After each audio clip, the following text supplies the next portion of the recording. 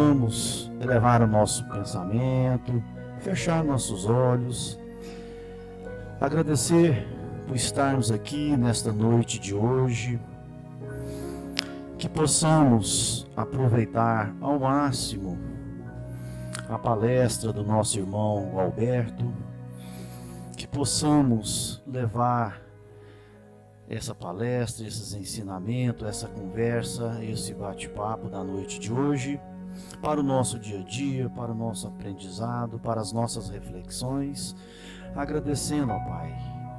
Muito obrigado, que assim seja, que Jesus nos abençoe agora e sempre. Boa noite, tudo bem?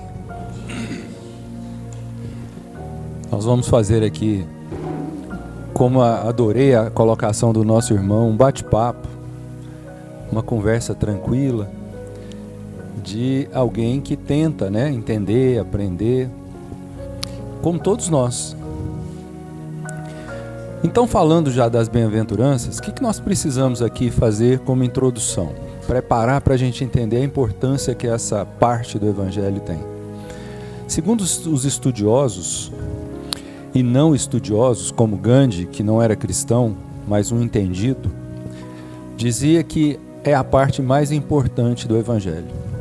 Os estudiosos do cristianismo, inclusive os nossos conhecidos irmãos espíritas, como Haroldo, Rossandro, Divaldo, que recentemente voltou à esfera espiritual, nos deixando saudosos, Chico, na interpretação de todos eles, se nós pudéssemos resumir o Evangelho, a sua parte mais importante, um resumo de fato, seria o Sermão do Monte.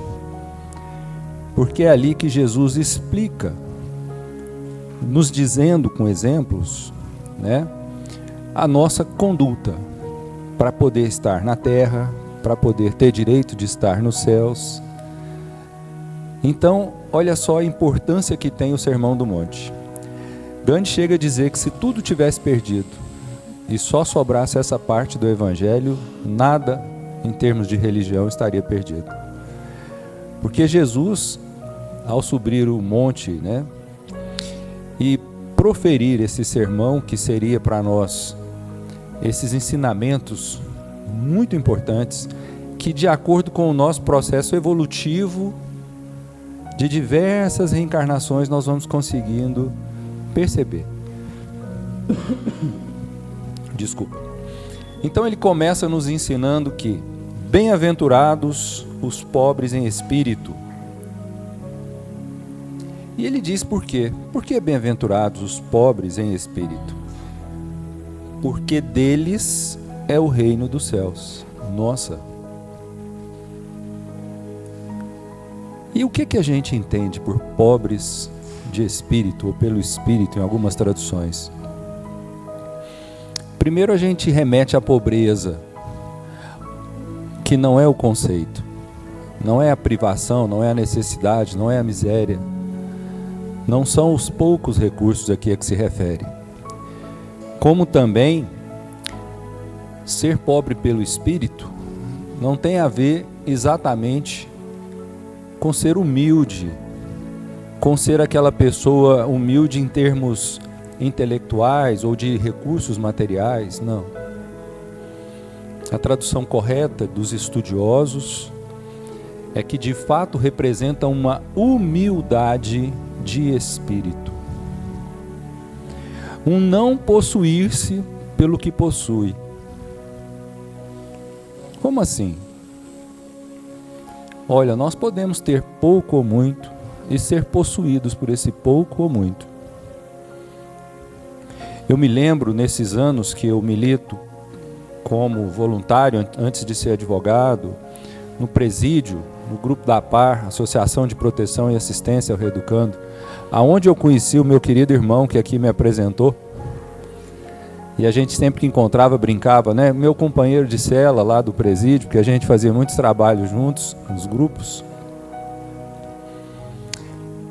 E a gente percebeu nesses nossos irmãos, muitas vezes eu presenciei lá com muita tristeza, um tirar a vida do outro por causa de um lençol que foi furtado.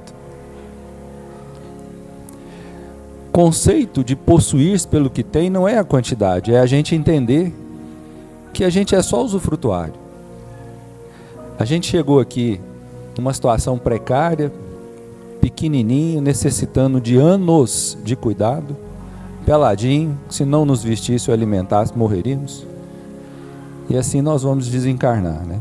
Tudo fica aqui. Então é interessante a gente parar para começar a perceber que esse processo de ser pobre pelo espírito, de se permitir ser humilde de espírito, está falando da nossa essência.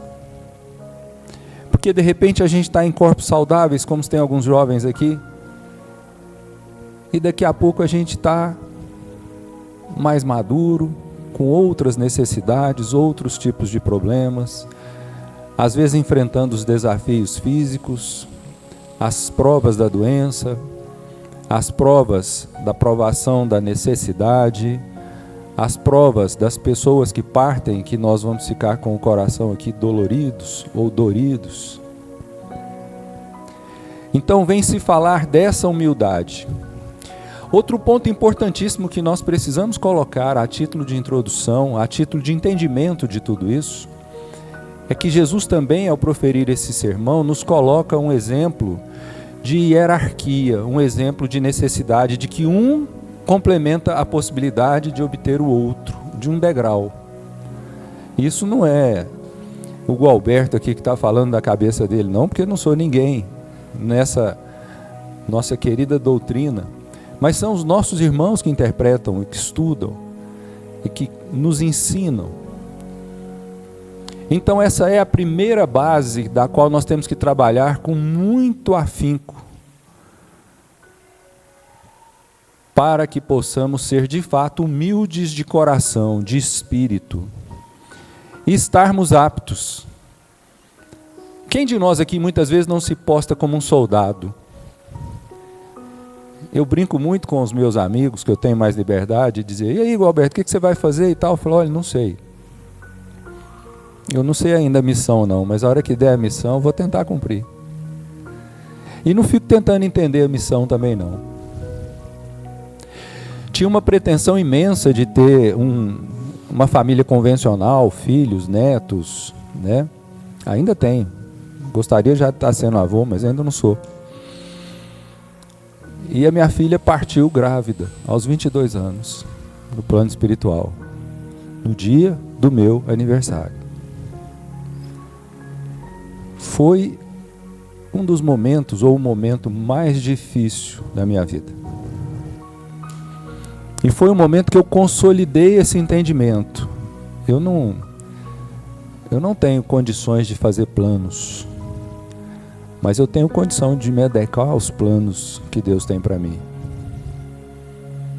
aos propósitos que Ele tem para mim.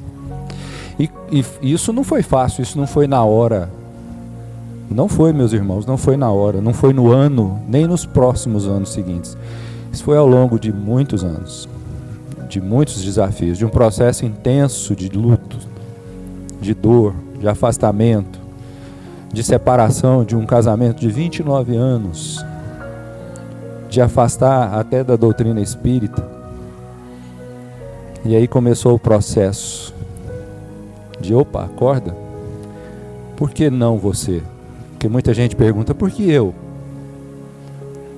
Me lembro tão bem quando chegou uma pessoa no momento do acidente e conhecia os outros 5 jovens que estavam no carro, 2 filhos de um fazendeiro onde eu estava, e dizia, foi filho de um de vocês?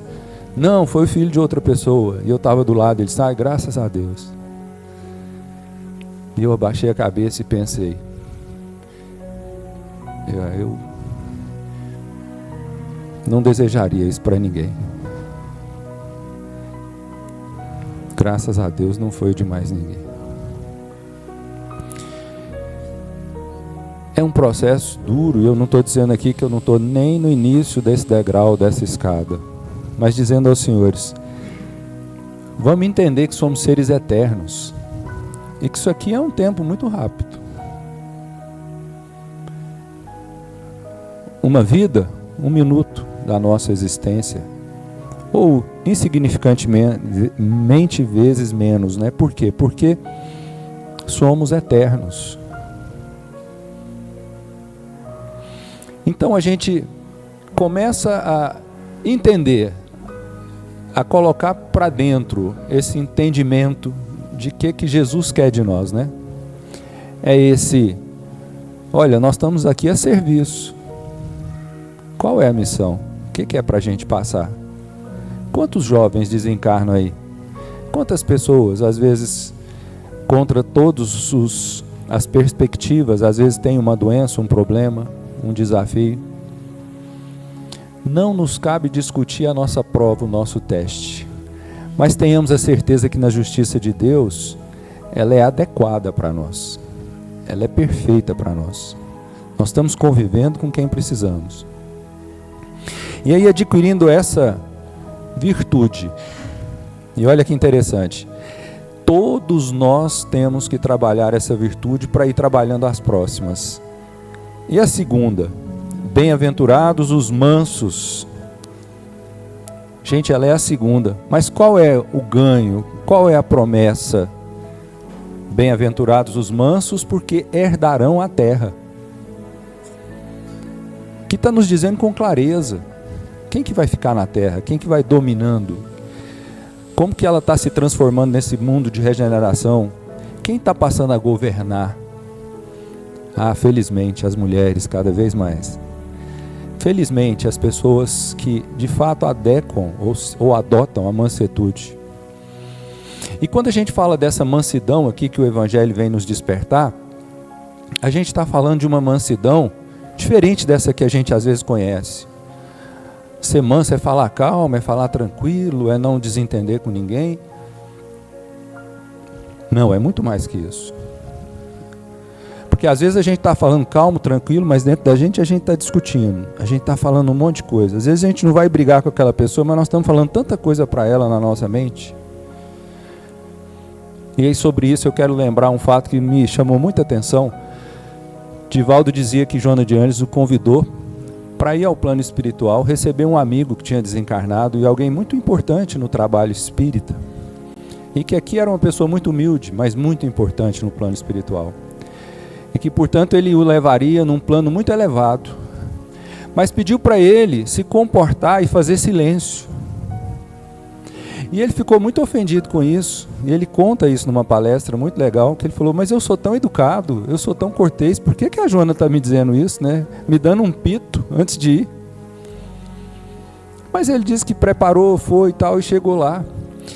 E ele foi vendo tudo, e foi ficando encantado, e foi fazendo, não deu um pio. Mas não conseguia nem prestar atenção de tão extasiado. E Joana vira para ele e fala assim, meu filho, silêncio mental. Entenderam o que é a mansuetude mental? É não armar as nossas guerras aqui, é não pensar que nós vamos falar as verdades que nós vamos falar. É a gente se desarmar dessa energia. É a gente entender que nós estamos tratando com irmãos. É fácil? Não. Nós estamos fazendo a interpretação do que é necessário. Porque só assim nós resolvemos as questões. Meu querido amigo Calci, e eu gosto muito dessa parte que ele ensina, ele diz, olha, você quer resolver um problema com o inimigo? Você quer resolver um problema com o adversário? Você quer? De verdade você quer? Ora para ele. Ora para ela, de coração. Pede a Deus de coração. E abre o seu, para poder lembrar, é meu irmão, é minha irmã. Os nossos adversários são verdadeiros pontos de ancoragem para o nosso processo evolutivo, dos quais, sem eles, não temos o nosso teste, não temos a nossa nota. Por que a gente precisa passar por testes? Mas qual é o aluno que não tem que ser testado? E quem aqui não é aluno? Olha, eu era um espírita bacana, tranquilo, antes desse fato. Agradeci a Deus assim, minha vida era perfeita. Uma família linda, muitos amigos, Chega uma prova dessa, eu vi, e com toda humildade, estou sendo honesto aqui para vocês, que eu não era, que eu não sou ninguém. E foi super difícil. E confesso que todo tipo de pensamento nos passa. E é um embate. Então a gente precisa ter essa humildade de espírito para lembrar que nós não podemos julgar o outro. Isso facilita a gente trabalhar esse estado de mansuetude. Espera aí, vou oferecer o meu melhor. Eu trabalho com os nossos irmãos encarcerados há algumas décadas. Esses últimos anos fui diretor da OAB de Direitos Humanos, então fiz as fiscalizações em presídios. Não podia estar atuando como espírita. Mas sempre procurava levantar a dignidade deles e dizer para eles, com toda honestidade, muitas vezes eles se emocionavam: vocês são pessoas muito dignas, precisam se tratar dessa maneira e buscar que todos os tratem assim. Mas somos todos iguais, filhos de Deus. Você só está no momento de erro. E no momento de erro que foi descoberto. Porque muitos nós estamos no momento de erro, mas ainda não fomos descobertos. Mas o importante não é que você fez ou que está aqui, é você querer sair. É você se propor a mudar. É essa mansuetude que nós precisamos trabalhar. E nessa linha eu quero citar um exemplo que eu também acho magnífico. Na internet tem uma passagem que chama A Canção dos Homens, que fala disso que eu vou contar aqui para vocês. Tem uma tribo na África que todas as vezes que a criança está para nascer, a mulher grávida, perto ali dela ganhar neném, as matriarcas da família, algumas da aldeia, saem com ela para a mata. Vão ficar lá horas ou dias, não importa. Só vão voltar quando fizer a canção da criança. Uma canção inédita para aquela criança. E por óbvio que isso tem muito a ver com todo um misticismo, com toda uma energia, com toda uma mediunidade para produzir a canção que se adeque àquela criança, àquela família. E aí quando essa canção é cantada, ela é reproduzida quando a criança nasce. Só em datas muito importantes. Quando a criança se torna um adulto perante a aldeia, quando ela se casa e quando ela morre. A única outra oportunidade em que ela é cantada, e aí não mais só pelas famílias envolvidas, mas por toda a aldeia, é quando ela comete um ato aberrante ou um crime. Aí ela é levada ao centro da aldeia e toda a aldeia vem e canta a sua canção. Mas não é para humilhá-la, não é para ofendê-la, é para dizer que a aldeia tem compromisso com ela, reconhece quem ela é e tem compromisso para com que ela volte a pertencer, a ter o pertencimento a essa aldeia, demonstrando o amor e a importância que ela tem perante essa tribo. Olha que interessante. Se a gente fizer uma consulta geral aqui, o desejo geral das pessoas, para as pessoas que estão encarceradas, tem mais que morrer. Tem mais que sofrer. Nós estamos falando da gente. Porque o Chico diz com muita clareza, né, quando foi questionado, por que você não faz lá no presídio as preleções, por que você não prega, só lê o Evangelho? Ele dizia, meu irmão, eu não tenho coragem de fazer uma pregação para os nossos irmãos. E aí eles perguntam, Chico, pergunta para o Emmanuel, quem são essa raça, quem são os criminosos? E a resposta dele é fantástica. Somos nós quando descobertos.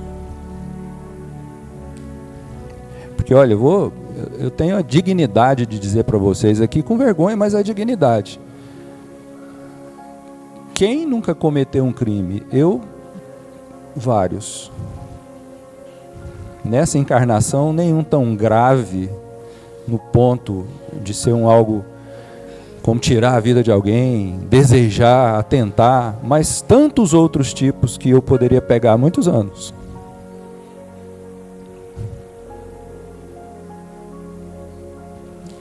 E isso me faz ter consciência e olhar para eles, que ali só tem o fato deles terem sido descobertos.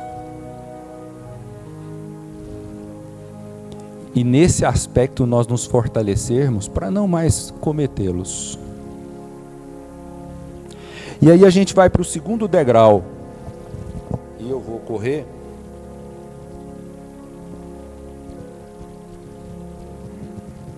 E aí celular, né? Vocês já viram que eu tinha preparado o data show aqui, mas ele não abriu.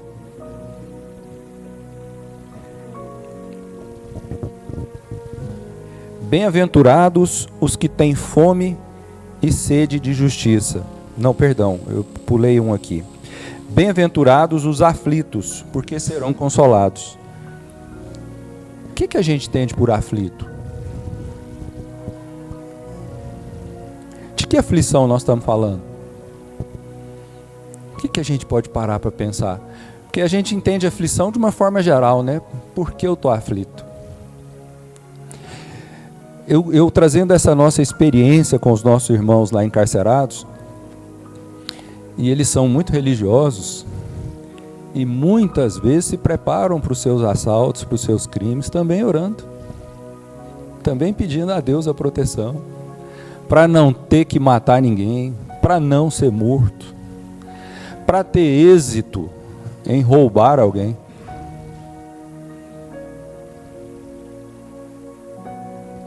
Interessante, né?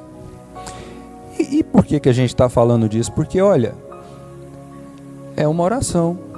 Como a gente pode falar de diversos tipos de aflição. Mas o aflito aqui que se refere, não é esse aflito que está angustiado pelo erro que cometeu, sem a compreensão de tê-lo cometido. É o aflito que percebeu o quanto é endividado e que está realmente aflito em ser melhor. Que está aflito em resolver a questão, que está aflito em ter uma nova oportunidade. Não é o aflito que está no momento da dor, especificamente, e não vai produzir mudança alguma. Por quê? Porque não faria sentido. Vou dar um exemplo vivo para vocês dessa realidade, numa interpretação muito interessante. Jesus, quando crucificado ao lado de dois ladrões, do lado direito chamava-se Dimas.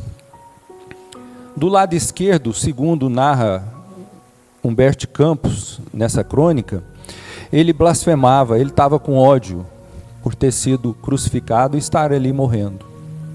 O ladrão do lado direito estava em outra condição. Vira para Jesus e diz: Senhor, me recebe no paraíso. Crucificado ao lado de Jesus. Nós estamos falando de dois ladrões. Mas Jesus vira para Dimas e diz assim: ainda hoje estarás comigo no paraíso.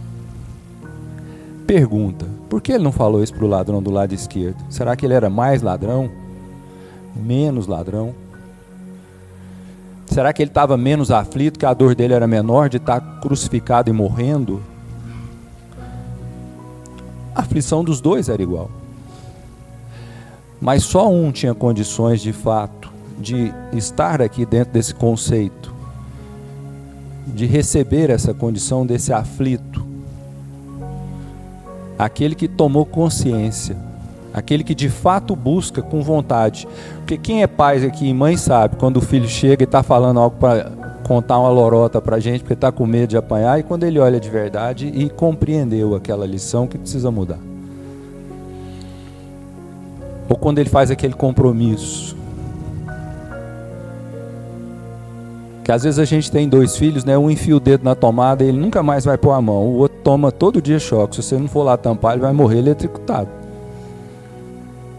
Por que é assim? E no choque os dois estão aflitos. Então a gente começa a entender que essa aflição aqui que se refere é a gente tomar consciência, é a gente ter essa percepção. Então os aflitos, esses que oferecem essa condição, podem e serão consolados. Agora sim, bem-aventurados os que têm fome e sede de justiça, porque serão saciados. E olha a escala. É preciso de toda essa consciência para chegar aqui.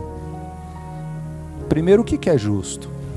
São tantos conceitos de justiça, mas um bem simples, bem genérico.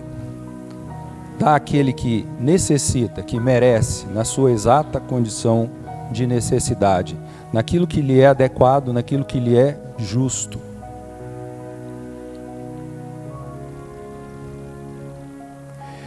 E o que é ter sede de justiça?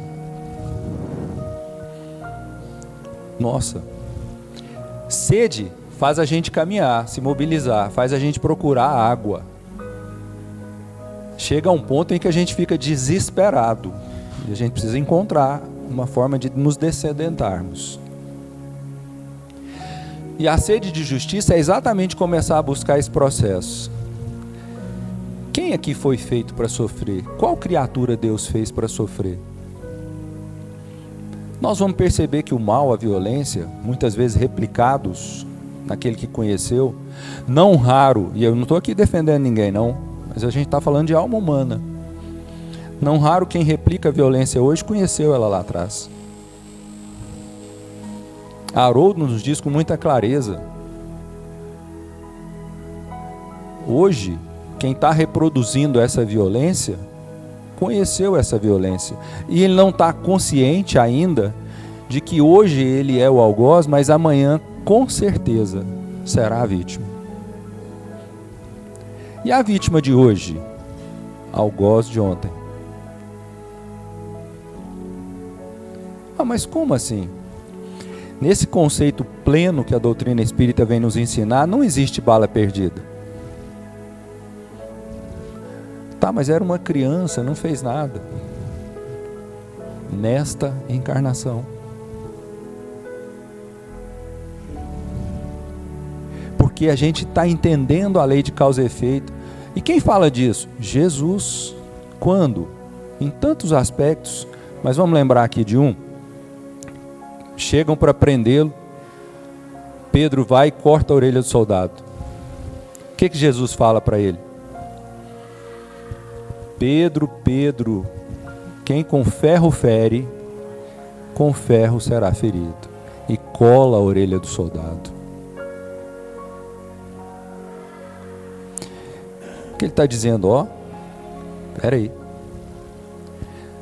Outro exemplo interessante, que o Chico estava lá no trabalho mediúnico e chegou um amigo e, olha, hoje eu não vou poder participar do trabalho, estou muito chateado, estou com muito problema, roubaram lá a minha loja de contabilidade e o que não conseguiram levar, quebraram. Chico levanta devagarinho, vai lá, fala com o irmão, abraça e falou: meu filho, é tão bom devolver. Isso me marcou. Eu que já fui roubado algumas vezes e é tão ruim, né? E eu me marcou e eu falei: nossa Senhora, é tão bom devolver. O que ele está dizendo para a gente? Lei de retorno, lei de causa e efeito.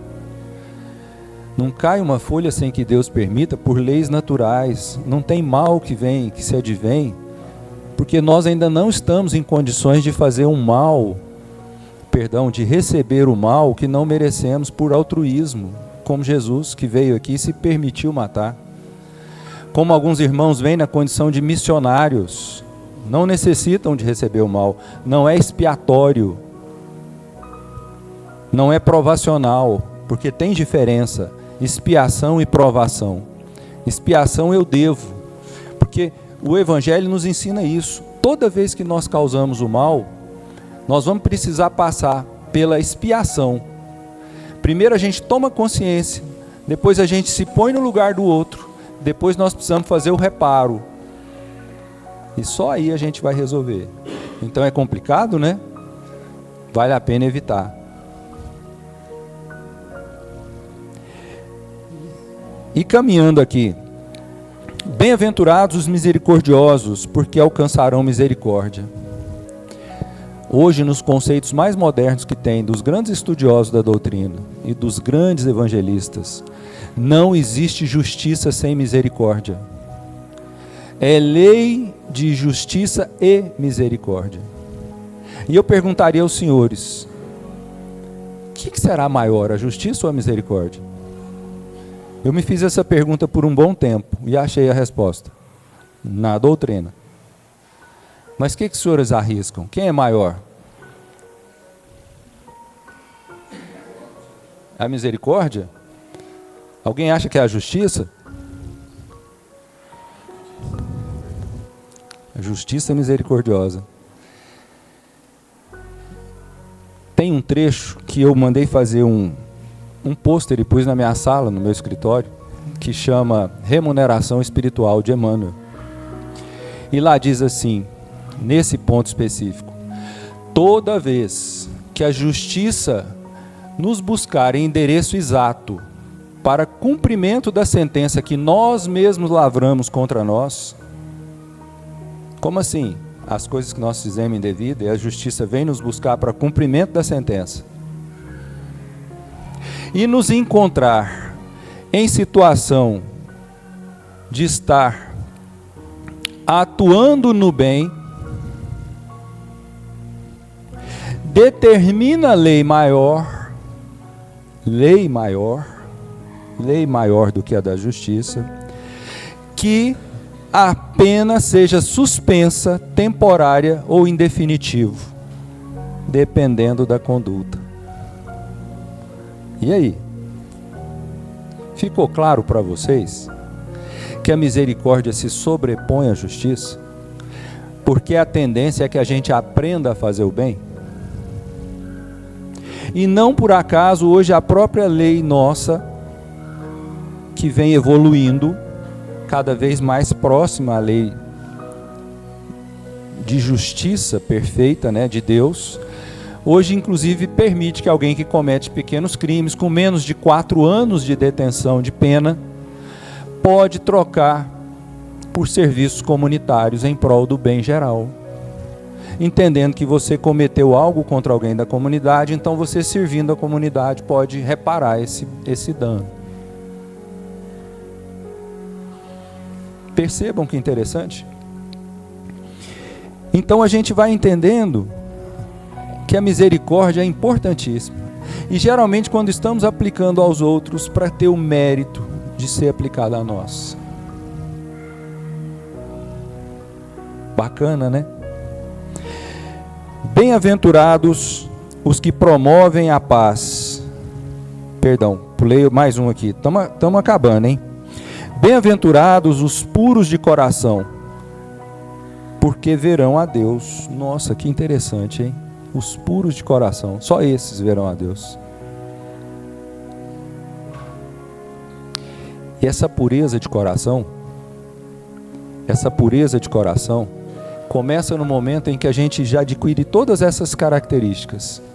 Porque aí a gente começa a olhar para o irmão, para os irmãos, para as irmãs, e ver Deus na criatura.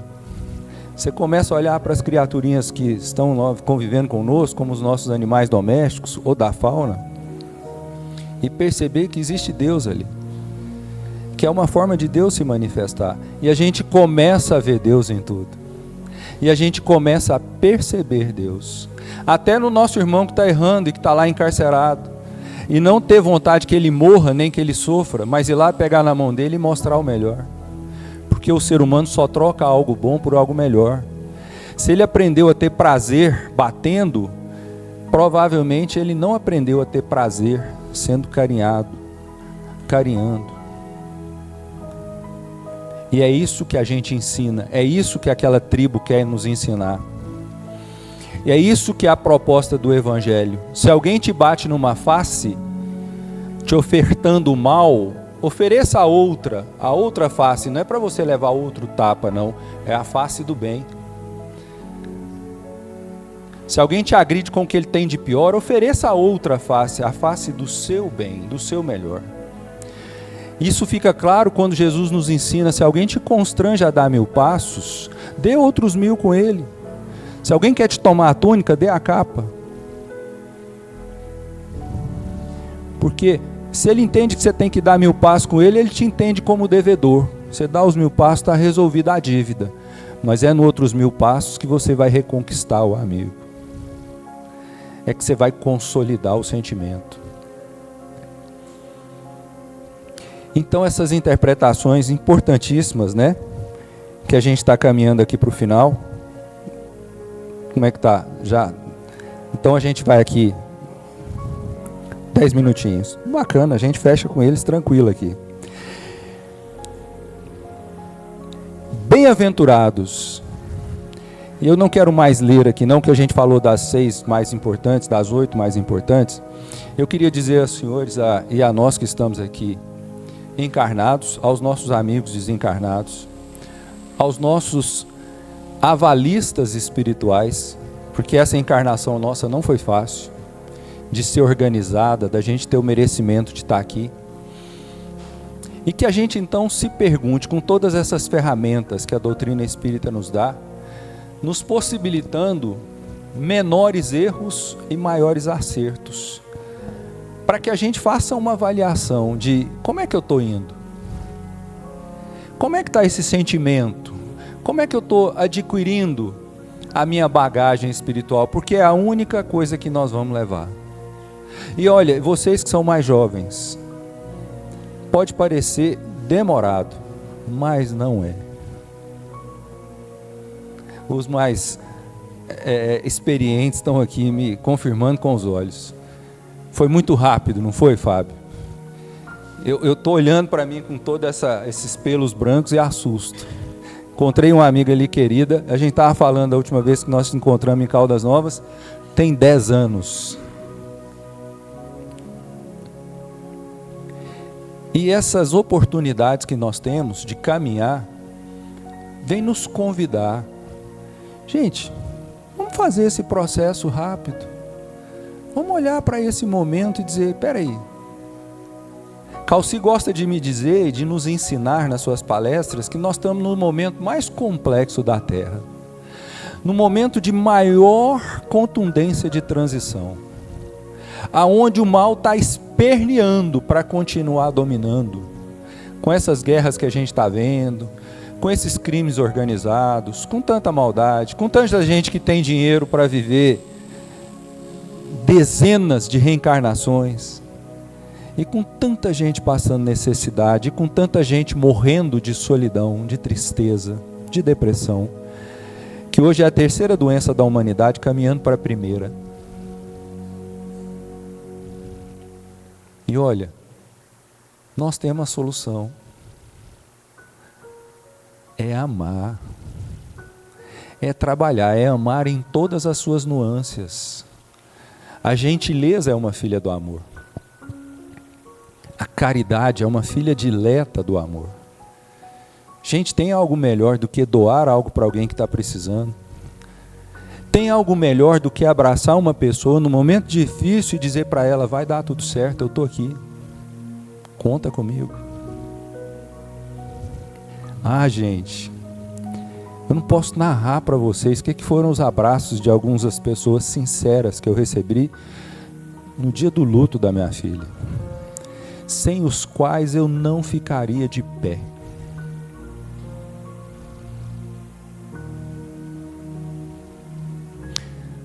Abraço, e eu quero fechar com isso.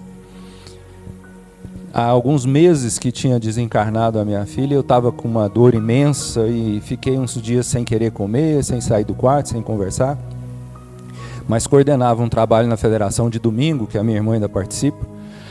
Naquela época já era lotado o auditório, já ficava cheio lá fora, era em torno de 500 a 600 pessoas. E era a folga do guarda num domingo. E não tinha a chave para alguém abrir, ficava comigo. E eu falei, eu não quero ver ninguém, eu não quero ir lá, eu estou com um problema que é a maior dor, que eu nunca senti isso, para mim é a maior dor do mundo. E eu não quero ouvir entrevista fraterna, eu não quero ouvir os problemas dos outros. Muita gente que chegou para mim e disse assim, eu perdi minha mãe, eu perdi meu pai, eu sei o que é. Teve gente que chegou para mim e disse assim, eu perdi meu cachorro, mas era igual um filho. Eu sei o que você está passando. E assim, com todo respeito, mas não era um dia que eu não queria ouvir ninguém. Não me sentia em condições de ouvir ninguém, de ajudar ninguém. Então eu liguei para alguns colegas, ninguém atendeu. Inclusive na época meu vice-coordenador era Humberto.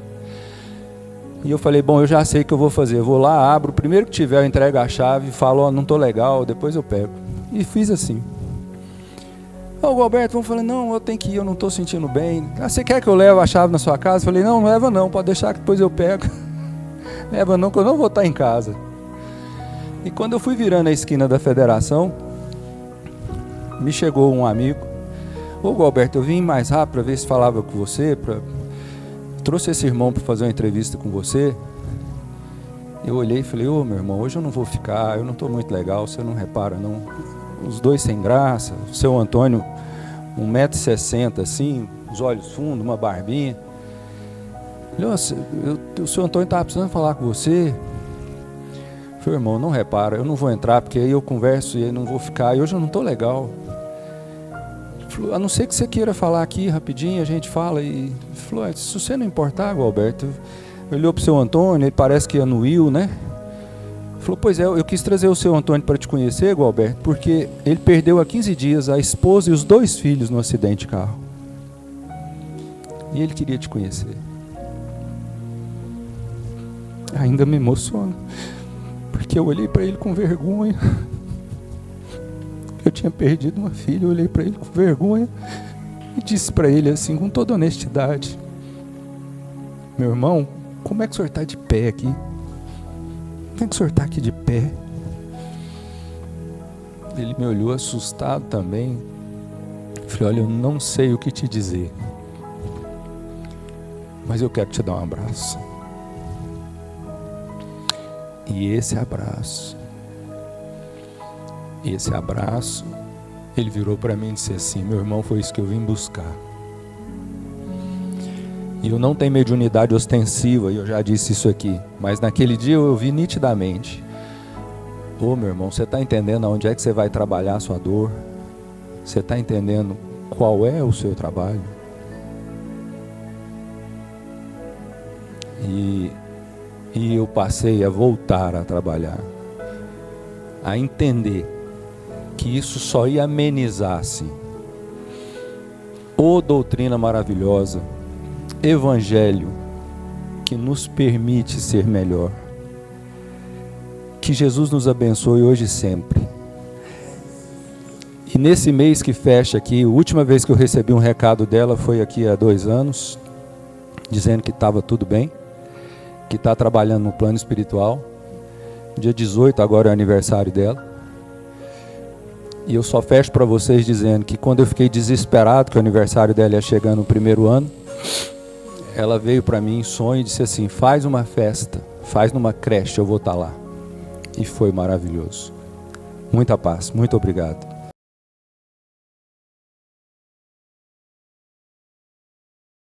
Amado Mestre Jesus, agradecemos a oportunidade do aprendizado, de ter recebido os seus ensinamentos através do nosso irmão. Que cada um aqui de nós presente, que tem o seu coração dolorido, que tem o seu corpo enfermo, que possa receber a tua luz, que possamos receber a tua alegria que nos faz caminhar, que aquece o nosso coração e a nossa alma. O Senhor que conhece cada um na intimidade, sabe o que precisamos e o que merecemos. Que o Senhor possa assim nos abençoar com teu amor, com a tua proteção, iluminando os nossos caminhos e a nossa mente, permitindo que através dos seus ensinamentos possamos estar mais felizes, mais confiantes em vós e em nós mesmos. Que assim seja.